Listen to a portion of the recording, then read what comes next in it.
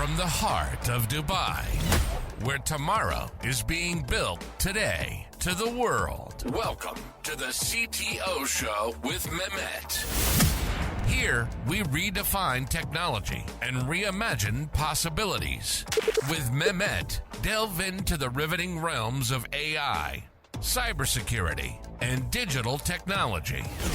Experience the thrilling highs and lows of startups. Immerse yourself in the spirit of entrepreneurship and witness the future of business innovation being written in real time. Now, without further ado, let's tune in and explore the future. Hello and welcome back to a new episode of the CTO Show with Mehmet. Today, I'm very pleased. Joining me, Daniel Nikic. And Daniel, the way I love to do it is I keep it to my guests to introduce themselves. So feel free to, tell us more about you, your background, your journey, what you are currently up to. We're gonna discuss like very important topics, I would believe, related, to global markets, opportunities, due diligence. So without further ado, I will keep it to you. The floor is yours. Well, thanks for having me, Mehmet. It's a pleasure to be on this show. To give you a little bit of background about myself, I'm currently based in Croatia, but originally I'm born and raised in Canada. And hence my last name, it's quite unique. My parents are from Bosnia and Herzegovina. So I was always interested in the international markets and what's going on in the world. I guess the immigrant thing. And my background has always been in business, like in university. I finished in business administration at Brock University, which is in St. Catharines near Niagara Falls. For those who don't know, but they probably know of Niagara Falls. It's a big landmark tourist destination in Canada. And I moved to Croatia in 2009, first to see how Europe was. And also, you're young. I was 21 years old. I wanted to see the experience. And I would say throughout all my work experience, dealing with market research and financial analysis, the best way to know something's right is doing it yourself. You have to go with your gut feeling. And this is why I'm bringing up this story. And I worked in management consulting, real estate development, and with my own company, Coherent, which I established in 2014, which stands for Coherent Research. Pretty simple. I worked with international entrepreneurs from Japan all the way to Canada. And I also worked with investors interested in global markets.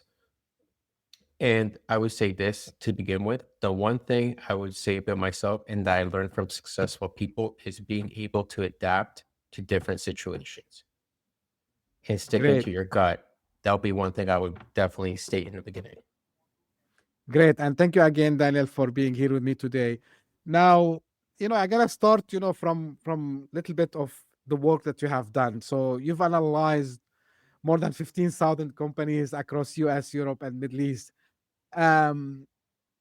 What kind of patterns did you start to see after the first few thousands, I would say? One thing I noticed after analyzing a few thousand is usually companies that I've analyzed that go from seed stage. For those who don't really know what seed stage is, that's usually when a company's a bit pre-revenue or just a bit to see some revenue and going to post Series A. It's usually the founder and the team are passionate about the idea, but also they can deal with the stress and being able to control your emotions. It seems pretty interpersonal skill set, but it's very important in business. And a lot of companies go with the trends. So we saw before in the 2010s, it was the SaaS. Then post, I would say COVID, and after we see a lot of AI popping up. And one thing I would state that a lot of companies and founders that know how to deal with the finances and know their market seem to be quite successful. And they have to believe in their company is going to be successful. You have to have self-belief. It seems simple, but it's true. Yeah, Daniel. So this is very important. What you just mentioned, especially about the work with the entrepreneurs. So if I want to ask you also based on this experience, because you look at different geographies, right? So worldwide. So from your perspective, like your world view, what do you think made you decide on it the most? I mean, shape it the most. Is it the geography, industries, or is it just the human psychology? Well, that's a good question. I tend to think that if a service, let's just say, established in a certain country, it's usually due to the main industries that are in the country, or it's the main problem in that country that's dealing with, and then they want to make it global. I think geography has a big impact on the success of a company in a way too, because we see a lot of startups, they could be established in Azerbaijan, it could be whatever, Ukraine, etc. They tend to want to go to North America, or in some cases, they want to go to Dubai. For example, it's becoming more and more popular in the past 2 years. Right. And I think social culture factors is important to know how to do business. Americans are very more business-like. They're more salesy. And it's good. Average sales leads to money, right? Europe is very R&D, research and development. They're very, very passionate about the research, the development. And one thing I noticed about, which is very interesting, that I've noticed the past 2 years about the Middle East, is Saudi Arabia, Qatar, UAE. They're very interested to learn about what's going on in Europe and North America and how to learn from their mistakes.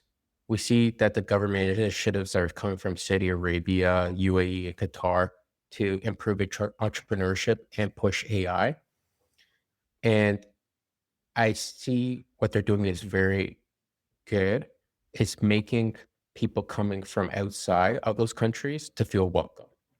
Like, I've been to Saudi Arabia, I've been to Qatar, I've been to UAE, and people have asked me, because I'm born in Canada, been to Bosnia, Europe, all that, and they ask me, where do you think is the best hospitality? I say the Middle East. Mm-hmm. I have it is a diamond, uncut gem, especially Saudi Arabia, I would say too. Hence what's going on with the Saudi Vision 2030. Mm-hmm. But nothing's for free. And I think sometimes people take that wrongfully. They think, oh, if I have a startup, if a country has a lot of capital, there's a lot of investors, so they're going to invest in me. No, you have to look at it. If you're going to get investment, it's like a loan from a bank. They need a return on their investment. But industries are very important too. To go back from what you're saying about geography, it's usually problems are going on. We saw what's going on with Ukraine and Russia. Mm-hmm. I remember working with an investor. I'm like, let's look into ag tech. They're like, why? Hence grain, hence fertilizers. Those are big industries in those countries. That's going to get pushed. And we saw, unfortunately, with divorce, a lot of companies that deal with defense. Daniel, you mentioned something which stopped me, and it's not only in the investment part, I think, but I would like to hear your opinion from investment point of view. So you mentioned about the kind of misconceptions that happens now, and you mentioned the Middle East, right? So as an example, and you mentioned the expectation. Now, do you think uh, is it a cultural effect that because you said people, they think, yeah, there's a lot of money, it's gonna be easy, and personally, I was approached by a lot of both VCs, founders, that they say, hey, it looks like, let's say, Saudi, UAE, they have a lot of money, you want to come? And my answer was yeah, you can come, but don't expect things to move fast. Now, is this misconception related because our region, which is where I'm living, the Middle East, I'm based in Dubai, as everyone knows.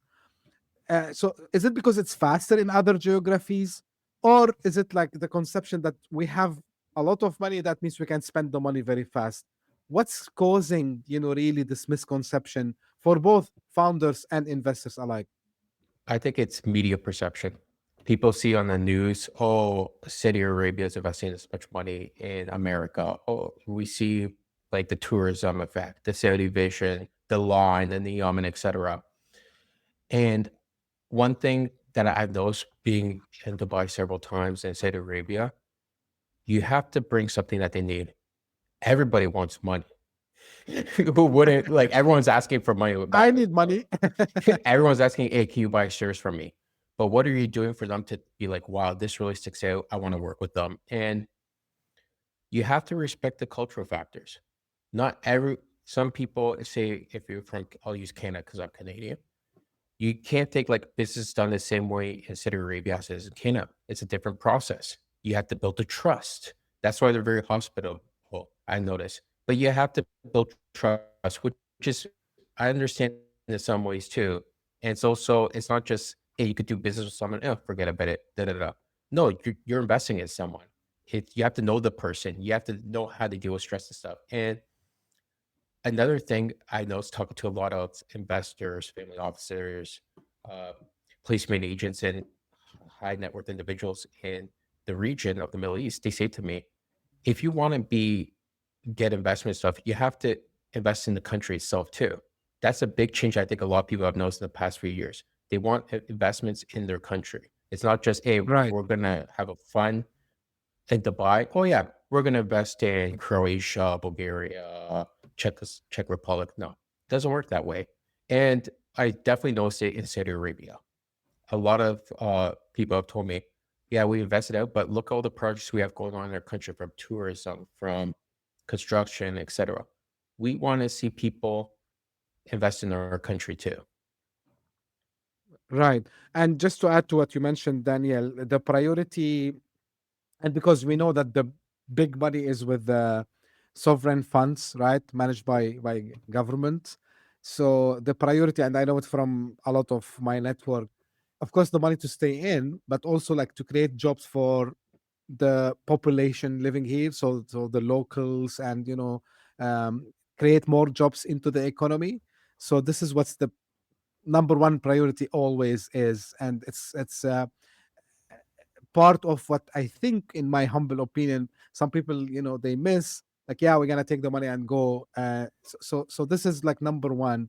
The second thing you mentioned about it is the culture. Some people, they see it slowness.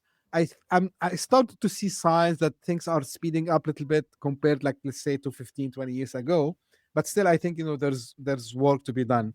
Now, as someone who specialized, Daniel, in uncovering market opportunities. So what do you think? And when it comes especially to emerging markets, what are like some of, I would call them, like, non-obvious indicators you always look for? In terms of doing investment research, I usually look at, say, if it's the founder, some investors, they want to make sure that it's not a first-time entrepreneur, that's a serial entrepreneur, hence can they deal with stress. They look at the team, but it's usually, what's the problem, what's the solution, and is it a solution that is innovative, or is it just a copycat approach? That's important. And what's the market? Is the market growing, or is it dying market? Like, let's be realistic. No one's going to invest in right now a company that's dealing with postage, because people don't use the old school mail. So it'll be like, it's a dying market. But they'll be like, hey, we're dealing with something that deals with AI search engines, or it could be mental health, or et cetera. It's like, okay, is it a growing market? And it's interesting. This one investor, this is back like 10 years ago, said to me, I like to invest in companies that are in a market that I know in 5 to 10 years it's still going to exist and grow. That's one thing I think is very important.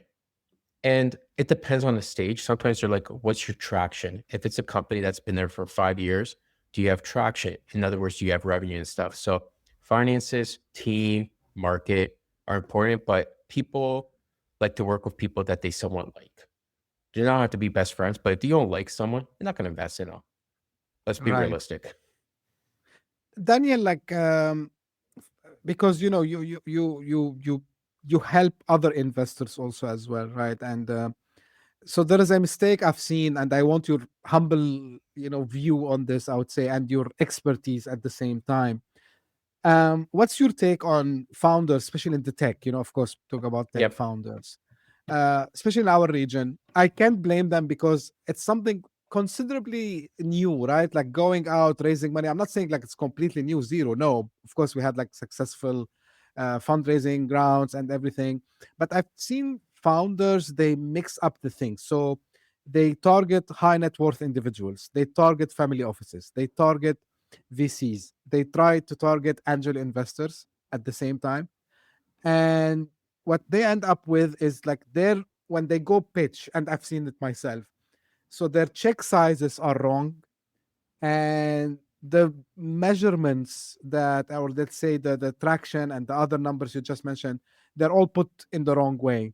So if you would, if someone comes now to you, especially from emerging market, and that could be Middle East, that could be, anything in the emerging market, what you would tell them, advise them to which kind of investors they should really target, especially in the early stages. Maybe they have some traction, maybe they have some LOIs, as they call them, letter of intents, maybe they have some pipeline. Who are the right folks to go to start raising? And is it healthy to mix and match the way they are doing it today? No, good question. I think if you're a pre-seed, so if you're a company that doesn't have revenue, you should be focusing on investors such as incubators, sellers, because they can help you grow or with your product if it's not fully completed, and target angel investors. But you should look, if you're going to target an investor, what did they invest in already? They're not going to invest in a competitor of their portfolio. You have to understand, if they were investing in a company, very rarely they're going to invest in you if you're a competitor to a portfolio company. They already made a bet with that company. They're not going to bet on you too. And another thing is, if you're going to deal with family offices, they usually invest in the VC funds, but sometimes they're starting to invest directly. You have to look at their portfolio and the investment stages. So you have to do your research too and see, okay, are they interested in the industry that I'm in? A lot of investors make that, a lot of servers make that mistake. And when looking at investors, they shouldn't just look at money. They should look like, are they going to help me grow? Are they going to help me enter new markets? Can they mentor me? If you're just looking for money, I think that's probably later stage, not really the early stage, due to the fact you need an angel investor to help you get to the next stage.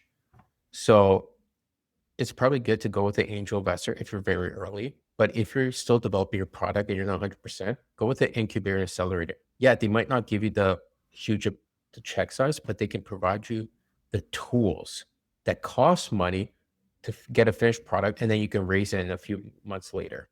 So I would look at the investment stage that the investor invests in.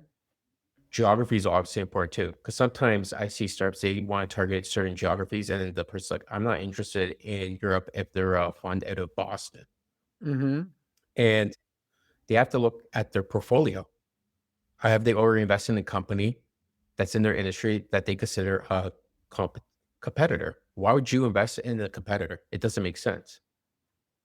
Unless Absolutely. you're willing to. Very rarely. That's what I see, like a direct competitor. Like if someone invested in, I'm going to use, this is the 90s, but Yahoo, they're not going to invest in Google too at the same time. They'll probably first sell then. And you have to pitch it to them that they can understand it very simple. I always say, approach it like you would to a 9-year-old. Make it simple. Then if they want to know details, then you go into details.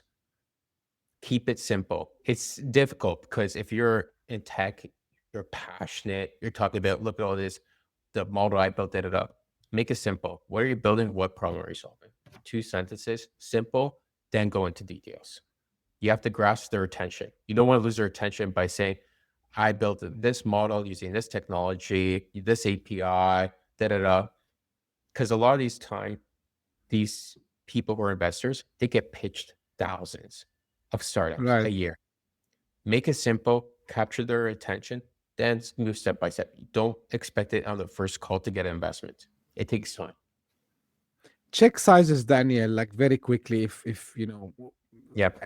I know like there's no one size fits all. I'm aware of this, but I mean, do you think like sometimes, because I've seen this when people comes from the US or Europe and they say we're raising let's say our seed round, our pre-series A, mainly I would focus on the early stages, right? Because late stages, we go like big, we go like 8 figures and so on. Do you think the check sizes are also misunderstood sometimes, in a sense that what could be an angel investment of 100K to 150K normal in the US, it's not the norm, let's say, in emerging market. Same for the seed round. So a seed round of, it's very normal to have a seed round of 5, 7, 8, even $10 million in the US, but we don't see this here in our region. So what you can also advise on specifically, not the exact check size, but the ranges on a high level.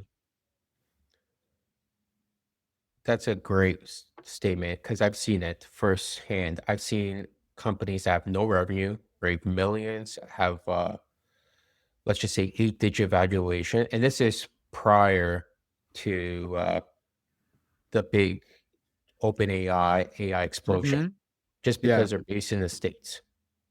And in some ways, people could say it's unfair. Well, sadly, life's unfair. We can all go into details, right? But I think you have to, sometimes you can be like, hey, I'm raising this money. You have to back up what you're going to use the funds for. You can't be like, I'm raising $1 million because I needed this. Okay, what are you going to use $1 million for? Oh, I'm going to use $1 million, 500 to grow the company, and 500K for me and the team.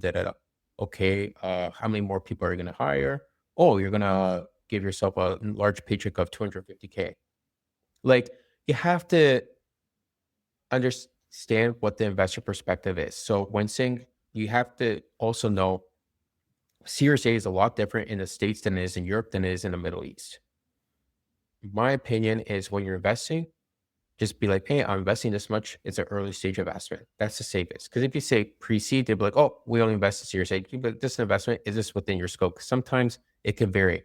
Because you like it or not, you can say, I have a great manufacturing AI company out of Istanbul. I want to enter an American company. I want to get the same investment as a company based in Miami. No, it's not going to happen. Unless you have a really good traction and you're going to be a unicorn very quickly. There is an outliers because there's a lot of interesting companies that are founded outside of states that have changed the American market too. So we have to take that into perspective. But you're right. You can't think that, say, a pre-seed amount in San Francisco is, let's just say 60K, for example, and they only got 10% equity, these investors. You can't compare it to other countries. It's unrealistic. Sadly, it is what it is. Why?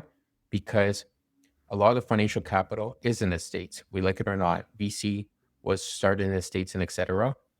And location does matter because a lot of companies, if they want to be international, they try to enter the American market. Right. That's just how it is.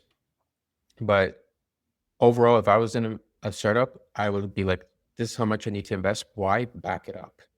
Back it up. You have to make sure, have a financial model, And I probably learned this from my real estate development days. I would always do optimistic, pessimistic, realistic. You can go with the optimistic because they're going to cut you down. That's just how it is. They're going to probably cut you down a bit. Oh, we'll invest this much, but we want a bit more equity. They're never going to give the equity one for one what you want. That's rare. You rarely get what you want on the first deal. There's a saying this one investor said, both sides has to be unhappy. Then you know it's a good deal. Yeah, the term sheets needs to piss off both parties, they say sometimes. Daniel, like, I want to shift a little bit gears, to your work with the investors actually.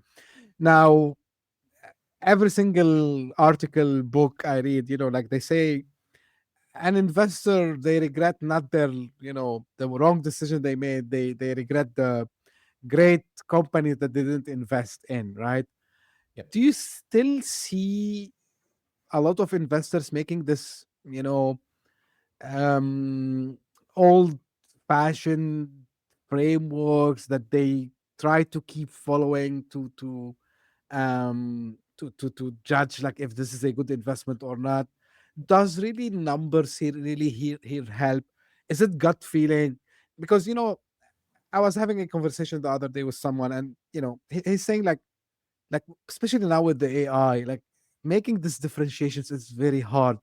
And running the same framework that we used to do before, like let's check the team, let's check the solution, the problem, market size, all this. But sometimes like you don't have all the time to do this, and actually you miss. So in these days, what's working for investors? not to miss, of course, as much as they can. I think some investors, and I've worked with a lot of them, they have like their own AI model. So they audit the data, they train like an AI model to scrape some stuff. Because the analyst associate, depending on the bandwidth of the fund, probably is going to catch each one. And not every managing partner is going to look at every single company. Because sometimes someone contacts somebody here, but they send it to their associate principal. Hey, look into this. Do you think it's noteworthy? Yes, let's go on. And you mentioned AI. A lot of investors, it's kind of the same fear of missing out, FOMO. They use that and they hear one of their partner funds. So that could be a fund that invests prior to them in the stage. So say if they're Series A, they have a C stage partner fund that invests company, then they invest after them. And then there's a post stages investors that follow on after them. They usually follow with them. But I've heard a lot of them have their AI models or it's word of mouth. And some investors, they're just do it the old fashioned way. With the AI, you hear a lot of companies like they're getting really big valuations. They don't have revenue. They don't even have a product available. It's just their team. We've seen it with some people from OpenAI and stuff, and it's a big bet. And when we see governments investing in these companies and sovereign wealth funds, it's not saying millions, I'm saying from other countries too. And I would say this, you gotta go gut. And so usually if they're investing in companies like that, it's because the founder or management team came from a big company. It could be Google, OpenAI, Meta, etc. And they trust them based on their expertise and experience. Oh, they're going to build something big. Yeah. And it's interesting. I believe Mark Zuckerberg said this from Meta. He's like, I don't know if I'll build anything as good as Facebook. That's why I'm so passionate about Facebook. I'm paraphrasing a bit. And sometimes it's a risk too, because it could be that they're going into another industry or another sector that they're not as confident in. But I think that's usually the case that a lot of investors are going with. They hear this, they look at the team, the management. Oh, it's a good idea. They have great experience. Let's go with them. But times have changed, definitely. And I think it's also teams are changing. So you're no longer seeing a Series A startup with 10 employees. Sometimes there's 3 now because they're using technology. And it could be good and bad, even funds. I'm in investment research industry. I've seen how my industry has changed rapidly. And we see with consulting, less and less there's need of market research. There is a need to audit the AI and do the insight to research, but that usually comes with the experience and expertise. And we see there's a big change. A lot of funds are like, yeah, we've got a partner and we have one associate. And they're not looking to really invest too much, or they do it in-house. Right. And I think it's mostly network who they know. And I'm going to be very open. A lot of startups, they're going to have to generate the revenue quick with it, the money, or get a bank loan. And then you're going to get the attention. Because usually if you're a successful startup, you don't need to reach out to investors. They'll come to you because they want to get a bit nice ROI.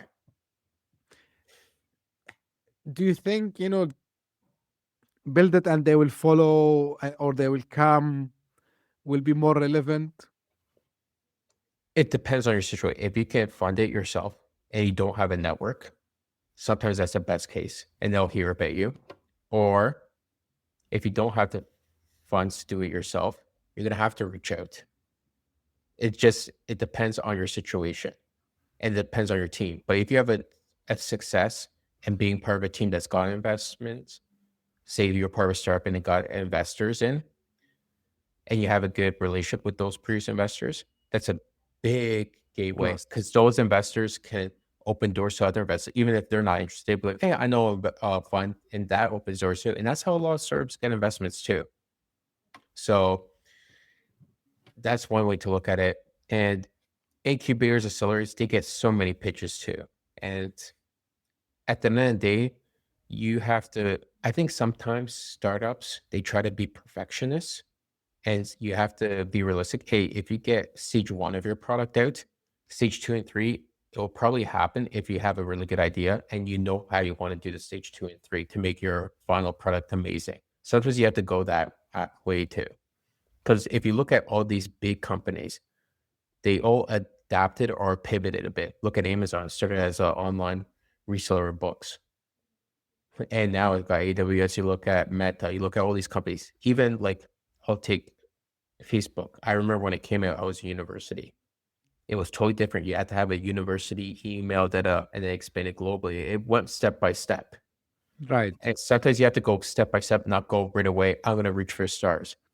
And I will say this one thing. It was a prominent international businessman in Dubai. I had a meeting with them back in April, and they said to me, the problem is with a lot of startups, they think they can compete with the big companies, the big like Qualcomm or whatever. Usually they should look to work with them. See what they're missing and see if they can use your product and build a relationship slowly. Because a lot of investors, if you're a startup, you have to look at an exit plan. They're not going to just invest in you and be like, oh, we're going to leave our money here with Paul for the next 20 years. No, they want a return on their investment. It could be in 3 to 5 years, or they're going to look for a secondary fund. So for those who don't know, a secondary fund is a fund that buys shares from an already present investor and get out. This is an important point. Again, I'm on the founder's side, guys. Like, don't get me wrong. But one other thing I've seen, Daniel, especially related to what you just mentioned, the kind of creating this FOMO effect to investors, right? And coming and acting as, if you don't invest today, the world will end for you. And just fun factor, and it wasn't related to this episode, like I work in sales also as well, and always, and I was inspired by a post that appeared in front of me the other day on LinkedIn. It's was related to sales, is that usually like urgency kills deals in sales. And sometimes I've seen it also happening when it comes to fundraising, because the founders at some stage might look desperate a little bit, and this will break the trust. So my question to you, Daniel,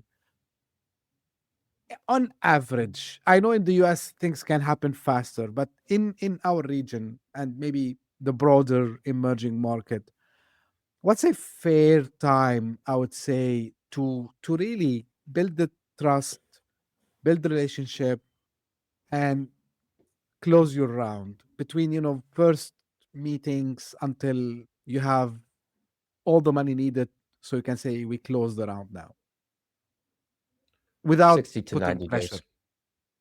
60 to 90 days if you have everything prepared and you're professional. But because if they're going to keep on asking and the fund is funded. So I've been on the startup side, I've been on the investor side, on both sides. Some VCs say they have this money. You have to double check, have they invested recently? Do they actually have the money? Because they say, oh, we're a 100 million fund. When did they raise? And take into consideration, VCs are kind of like a startup. They have to answer to limited partners.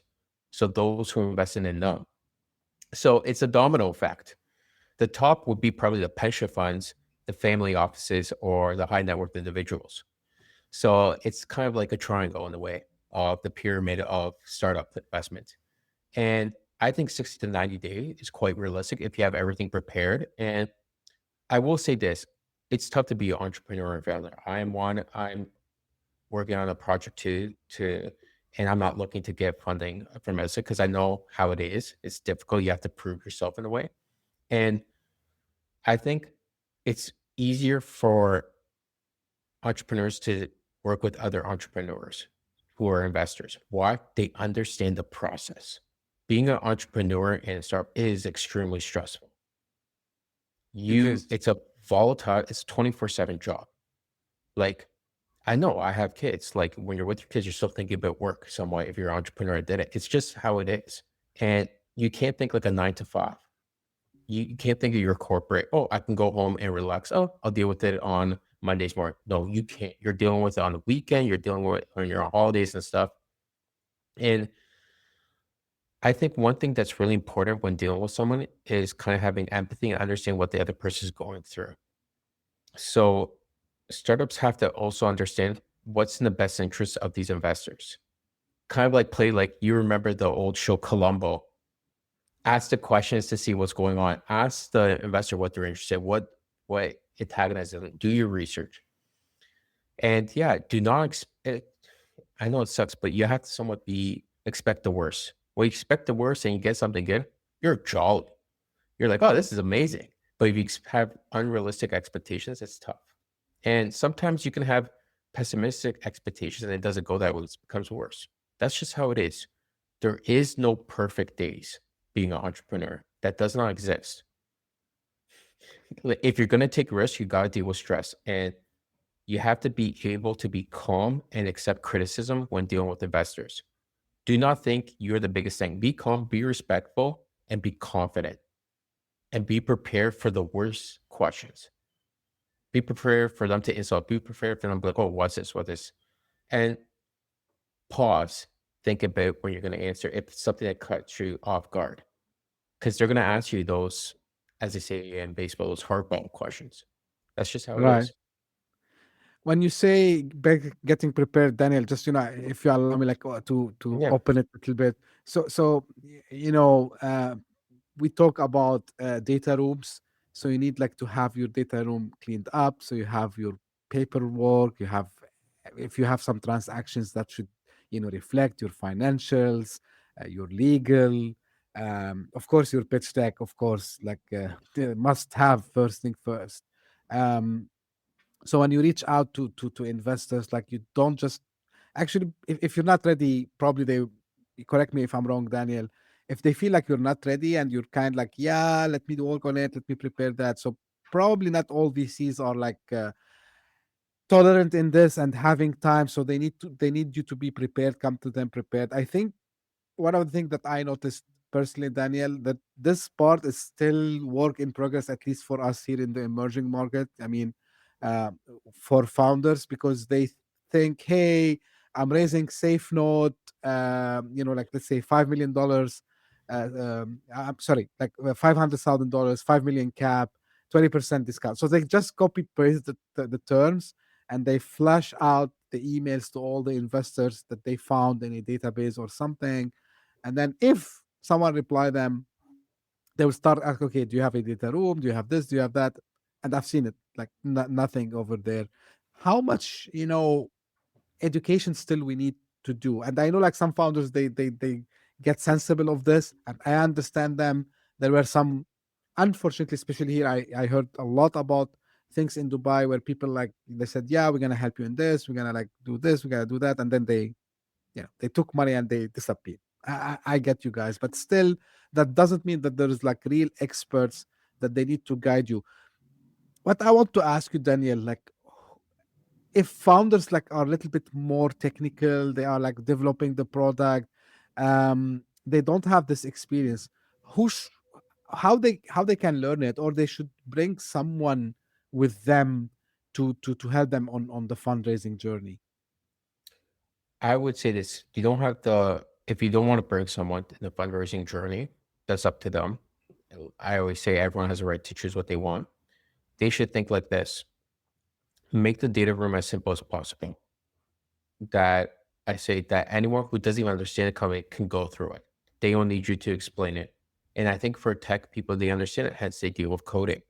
So they have to break it down, lines and stuff for coding. So I would say this: break it down into a few folders. If you want a data room, you could put on Google Drive, whatever, for the time's sake. And then if someone's interested, I would put organization. So that's incorporation documents. Then I would do finances, your statements, and your financial models. Third would be the operations, how the company's operating, any contracts, and et cetera. Fourth would be the product and R&D. Fifth could be sales, and then you got marketing, et cetera, depending on the company. And make it, organize it, and update it routinely.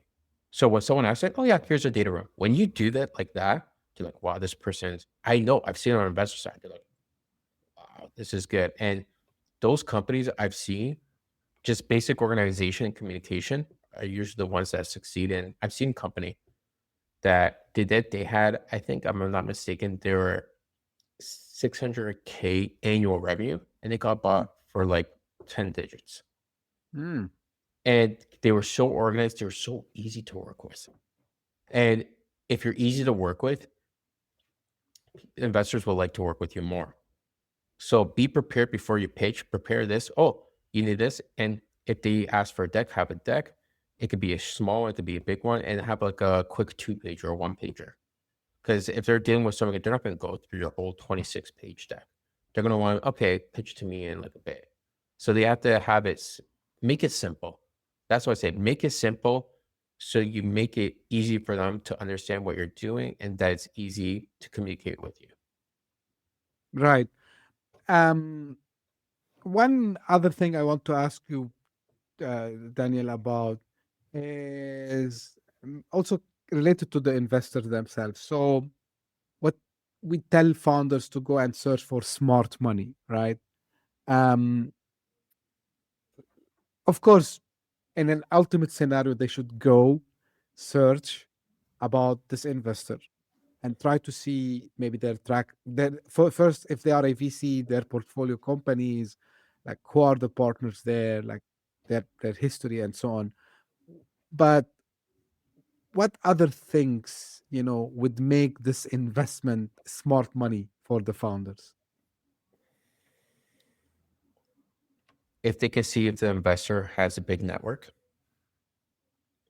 if they can see they can open markets for them, like say if you're based in Madrid, Spain, and you want to enter American market and you're talking to an investor and you have an investor from Europe and an investor from the States. And the one in the States can connect you with companies in St. Louis, Kansas City, and et cetera. You're probably going to go with the American one if you want to enter the American market, right? Mhm. So look at their location, doesn't matter. Just look for a startup. We're talking about startup location. It matters also for investment. And do they have a presence in that market? Because it could be based in Dubai, but they have a big network in the States. So that matters too. So I would say their network and expertise. What's their background? Are they just, I don't want to sound rude, but someone who just inherited their money from family? Or did they have an exit in the company and they're investing the money that they exited to other companies to build their portfolio of wealth? So I think experience, expertise, network, and sometimes it does matter. Do you think this investor has their best interest for you, or are they going to be a vulture? And this goes back to knowing the legal language. Are they going to be a preferred share investor, kick you out in a year and put someone else in there because they like your idea? And startups have to look into that stuff too. They have to know the venture capital terms of negotiating. That's important too. It's very important, and I think very few do that, unfortunately. So, and we are coming to close, Daniel. Like final words you might want to share, with the audience today, and where people can, know more about you and get in touch. Uh, I would say this: the world's changing, like you mentioned, about investment, and I think location with time is not going to be as important as with the enhancement of technology because you can work from Bali and run a company. You can work in Dubai, in the beautiful beaches in Dubai, and run a company that's based in the States and Delaware. So I would say when investing, if you're an investor, invest in the team and stuff. Don't focus too much on the location. If you're a startup, think of the worst case scenario and think about what the investor needs and wants. And patience, as I say, is a virtue. So try to be patient when it comes to growth and success. But those who are interested can reach out to me on LinkedIn at Daniel Nikic. It's a pretty unique name. So there's not many of us. And they can check me on my website at www.danielnikic.com. No problem at all, Daniel. Don't worry about how to find you. I'm gonna put the links in the show notes so the guys they don't have to go and search it up.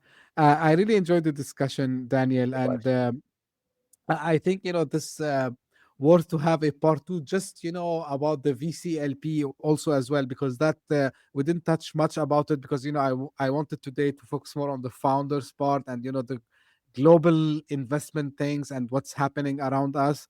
But just as like underlining what you mentioned, it's important for founders. So location, as you mentioned, if like any takeaway I would take today from you, Daniel, is like the location as you mentioned.